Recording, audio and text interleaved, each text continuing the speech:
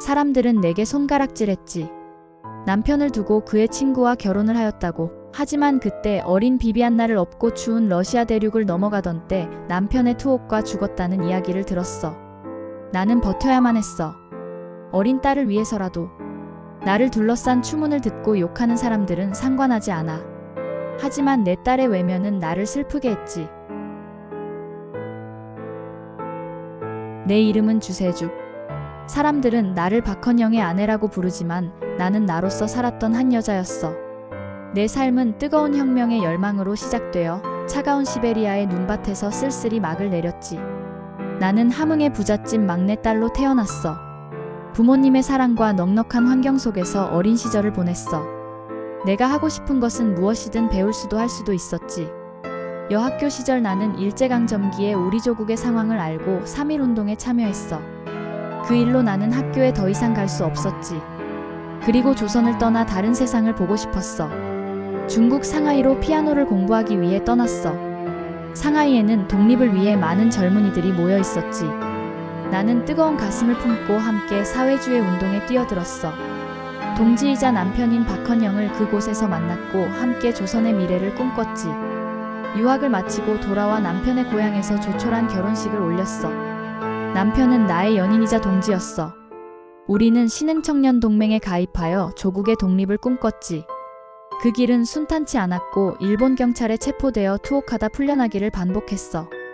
홀로 투옥 중이던 남편이 가출옥하여 러시아로 가자고 했어. 그때 나는 만삭의 몸이었지. 부른 배를 보듬으며 추운 러시아로 탈출하기는 쉬운 일이 아니었지만 나는 남편의 말에 따랐어. 그는 큰 꿈이 있었기에 그를 믿었지. 나를 감시하는 일본 경찰의 눈을 피해 우리는 조선 땅을 탈출했어. 그리고 나의 딸 비비안나를 시베리아 열차 안에서 낳게 되었지. 아이는 혹독한 추위 속에서도 고맙게도 잘 버텨주었어. 그리고 혁명의 본거지인 소련, 모스크바로 우리는 향했어. 나는 그곳에서 새로운 세상이 열릴 것이라 믿었지. 모스크바에서의 삶은 처음엔 활기찼어. 나는 대학에서 공부하며 새로운 이론을 배우고 미래를 꿈꿨지. 하지만 스탈린의 대숙청이 시작되면서 모든 것이 달라졌어. 혁명이라는 이름 아래 동지들이 하나둘씩 사라져갔고 공포와 의심이 우리를 짓눌렀지.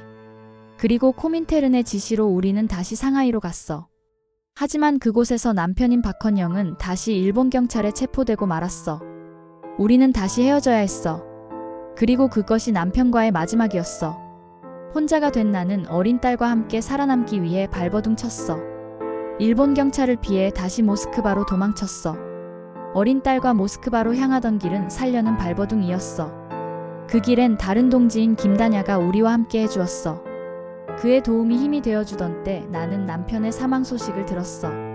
김다냐는 함께 다시 가정을 이루자고 했고 나는 받아들였어. 나는 다시 행복해질 수 있을 거라 생각했지.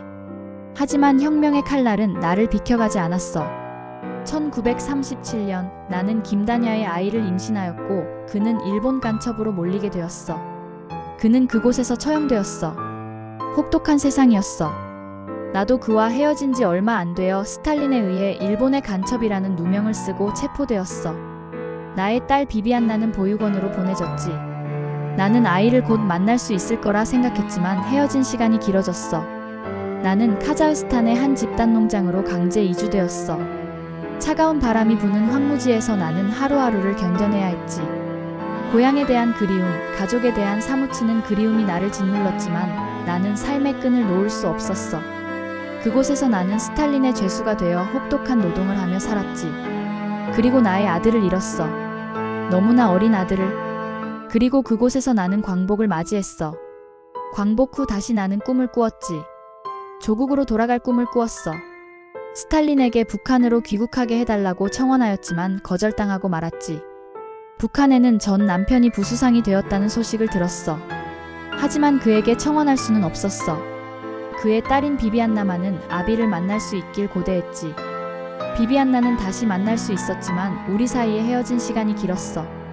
아이는 나를 불편해했어. 어쩌면 내가 자기를 버렸다고 생각했는지도 몰라. 바램대로 그가 소련을 방문했을 때 딸과 아버지는 제외할 수 있었어. 나는 그것만으로도 감사했어. 나는 고향 땅으로 영원히 돌아갈 수 없었지. 러시아인으로 그곳에서 살아야 했어. 늙고 병이 들었을 때 딸아이를 만나러 모스크바로 향했어. 비비안나의 아버지인 박헌영의 숙청 소식을 듣고 딸아이도 강제 송환이 될 거라고 생각했어. 아이를 만나야만 했어. 그리고 살려야만 했지. 하지만 나의 몸은 그때 너무 늙어버렸어. 모스크바에 도착하고 곧 나는 세상을 떠났어. 비비안나는 나의 소식을 듣지 못하고 어느 지방에서 공연을 하고 있었지. 사위가 나의 마지막을 쓸쓸히 지켜주었어. 나는 비록 타국에서 쓸쓸히 죽어갔지만 내가 꿈꾸었던 자유와 평등의 세상은 결코 헛된 것이 아니었어. 나는 차가운 땅에 묻혔지만 내 영혼은 언제나 내 조국, 조선을 향하고 있었지.